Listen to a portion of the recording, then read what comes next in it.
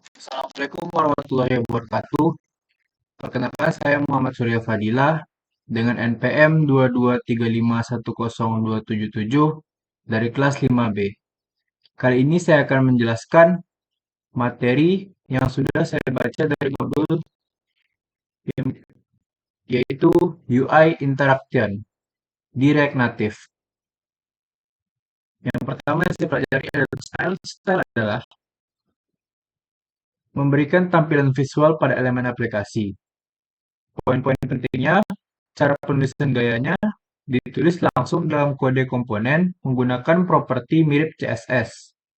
Pengelolaan gaya dan style sheet untuk membuat dan mengelola gaya agar lebih terstruktur dan efisien. Properti gaya yang didukung, React Native ini mendukung tata letak untuk mengatur posisi, dimensi mengatur ukuran elemen, teks mengatur tampilan teks, warna dan latar belakang menentukan elemen dan transparasi, border untuk mengatur tepi seperti lebar, warna, dan bentuknya. Pewarisan gaya, gaya di React Native tidak diwariskan secara otomatis tetapi elemennya dari induk ke anak.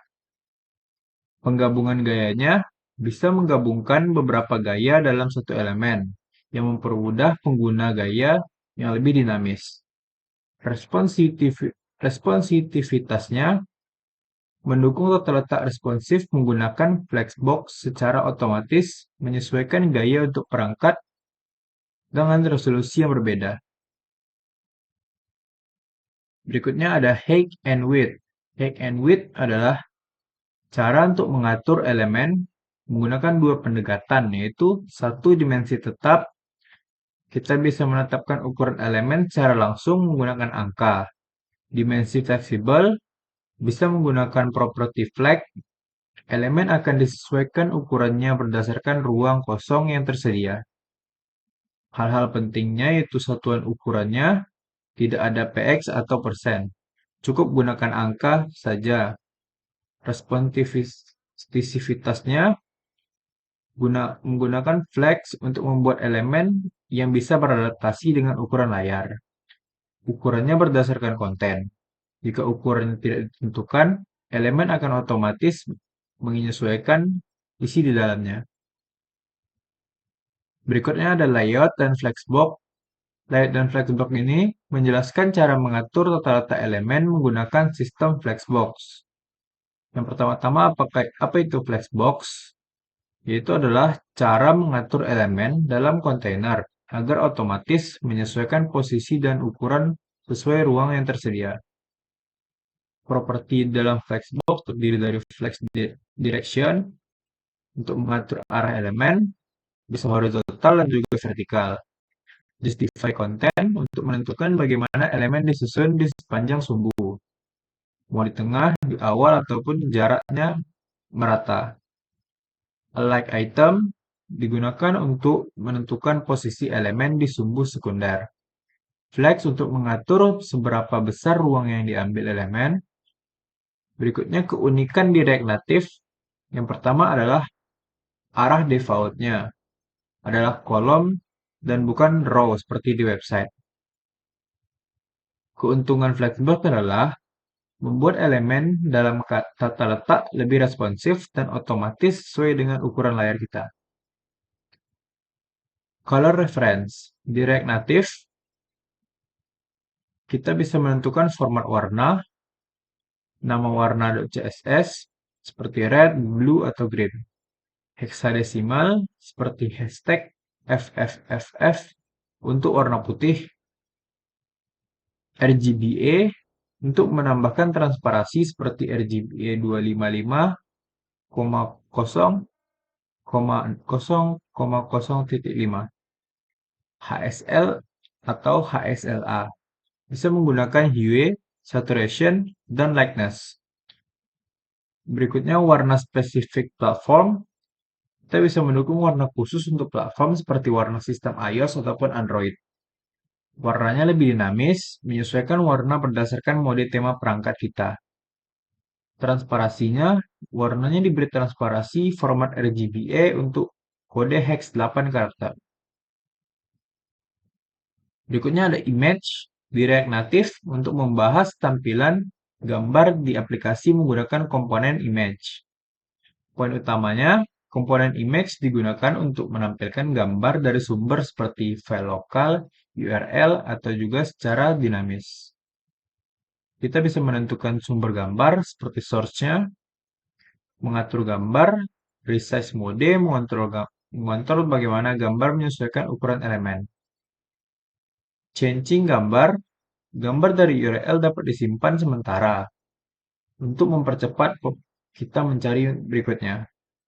Format yang didukung adalah seperti PNG, JPEG, dan GIF.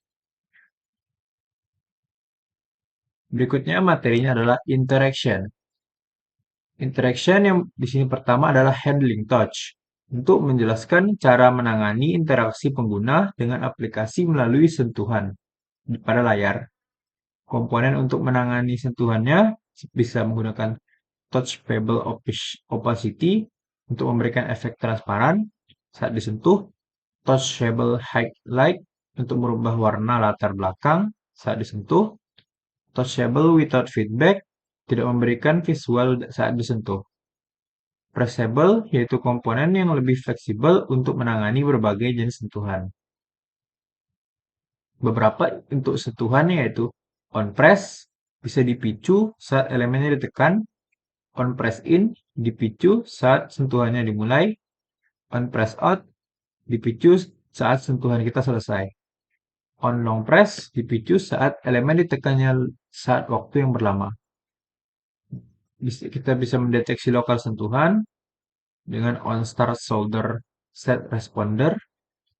Feedback dari sentuhan kita juga bisa seperti active opacity dan underlay color. Gestur lanjutannya, di React Native mendukung library tambahan seperti React Native Gesture Handle. Berikutnya navigation between screen, yaitu untuk mengatur navigasi antar layar dalam aplikasi menggunakan React Navigation.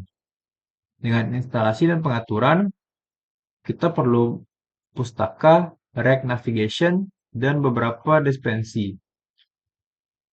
Jenis navigasinya ada stack navigation, layarnya ditambahkan secara bertumpuk, tab navigation menggunakan tab untuk berpindah layar, drawer navigation untuk menyediakan menu geser dari sisi layar untuk memilih bagian aplikasi. Ada navigasi antar layar, bisa menggunakan navigation.navigate. Navigasi dengan stack, pada stack navigation, layar ditambahkan memiliki fitur seperti tombol back secara otomatis. Menerima parameter bisa seperti ID saat berpindah layar. Navigasi lanjutannya. Animasi di React Native bisa digunakan untuk membuat elemen-elemen dalam aplikasi bergerak dan berubah agar lebih menarik. Seperti elemen tombol atau gambar bisa dipindahkan, diperbesar, dan diubah transparansinya sesuai dengan aksi penggunanya. Hal-hal yang perlu kita ketahui, nilai animasi ini nilainya berubah seiring waktu dan mengatur perubahan tampilan elemen UI. Jenis animasinya ada timing dan juga spring, animasi paralel dan urutan, drive native-nya, animasi yang berjalan langsung di perangkat. Jenis-jenis animasi ada transisi, posisi, ukuran dan bentuk, warna, dan transparansi. Berikutnya ada gesture responder system, yaitu sistem yang menangani interaksi sentuhan pengguna seperti mengetuk, menyeret, bergulir di layar, dan lain-lain. Sistem ini bisa memiliki beberapa respon. Yang pertama, responder, yaitu elemen yang merespon sentuhan. Gesture event, tindakan yang dilakukan pengguna. Proses gestur adalah proses yang melibati beberapa tahap, seperti on start shoulder set responder, on responder grant, on responder move, on responder release. Kontrol gestur global, kita bisa menangkap gestur di seluruh aplikasi, bukan hanya elemen tertentu. Contoh penggunaannya seperti drag and drop dan swipe. Berikutnya materi connectivity. Di sini Network Direct Native adalah aplikasi berkomunikasi dengan server untuk mengirim menerima data melalui internet.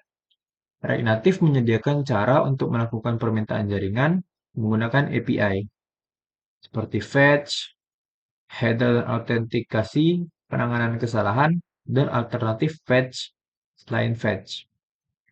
Security dalam komunikasi. Komunikasi di jaringan sangat penting untuk melindungi data pengguna. Ada beberapa cara untuk menjaga aplikasi tetap aman saat kita berinteraksi. Yang pertama menggunakan HTTPS. HTTPS untuk mengenkripsi data yang dikirim dan dari server. Authentic yang aman agar metode yang kita gunakan autentik kuat untuk memastikan hanya pengguna saja yang dapat mengakses. Melindungi dari serangan man in the middle, validasi data yang benar, hindari penyimpangan data sensitif di perangkat kita, kontrol akses API, dan juga yang terakhir CORS untuk memastikan dan mengatur dengan benar agar aplikasi yang sah dapat mengakses API. Materi berikutnya inclusion. Di sini accessibility di React Native adalah upaya untuk membuat aplikasi lebih mudah diakses dan digunakan oleh semua orang. Fitur bawaannya, React Native mendukung accessibility secara otomatis, tetapi tidak bisa menyesuaikan agar lebih optimal. Propertinya terdiri dari accessible, accessibility label, accessibility hint, accessibility role, dan dukungan pembacaan layar, navigasi dengan fokus, desain yang inklusif, tes accessibility. Sekian hasil presentasi dari materi yang saya pahami. Bila ada kesalahan, mohon maaf. Lebih dan kurangnya, Assalamualaikum warahmatullahi wabarakatuh.